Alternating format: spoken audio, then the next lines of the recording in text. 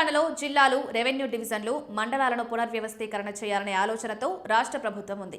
ఈ మేరకు అసెంబ్లీ వేదికగా మంత్రి పొంగులేటి శ్రీనివాసరెడ్డి కీలక ప్రకటన చేశారు. తెలంగాణ శాసనసభలో మంగళవారం రోజున ప్రశ్నోత్తరాల సమయంలో పలువురు సభ్యులు అడిగిన ప్రశ్నలకు మంత్రి పొంగులేటి శ్రీనివాసరెడ్డి సమాధానమిచ్చారు. గత బీఆర్ఎస్ ప్రభుత్వం చేసిన తప్పులను సరిదిద్దడానికి రాష్ట్ర ప్రభుత్వం జిల్లాలు, రెవెన్యూ డివిజన్లు, మండలాలను పునర్వ్యవస్థీకరిస్తుందని ఈ సందర్భంగా మంత్రి పొంగులేటి తెలిపారు. గతంలో బీఆర్ఎస్ హయాంలో జిల్లాల, మండలాల పునర్వ్యవస్థీకరణను శాస్త్రీయ పద్ధతిలో చేయలేదని ఆయన ఆరోపించారు.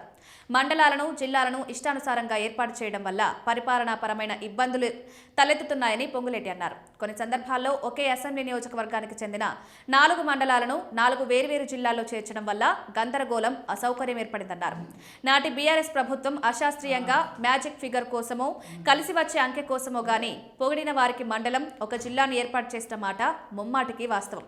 దీనివల్ల ప్రజలు అనేక ఇబ్బందులను ఎదుర్కొంటున్నారు. అశాస్త్రీయంగా జరిగిన జిల్లాలు, రెవెన్యూ డివిజన్లు, మండలాలను పునర్వ్యవస్థీకరిస్తాం. వీటిపై ముఖ్యమంత్రి రేవంత్ రెడ్డితో కేబినెట్ చర్చించి తప్పకుండా నిర్ణయం తీసుకుంటామని పొంగులేటి పేర్కొన్నారు. ఇప్పటికే రాష్ట్రంలో కొత్త మండలాలు, రెవెన్యూ డివిజన్ల ఆవశ్యకతను కూడా గుర్తించామన్నారు.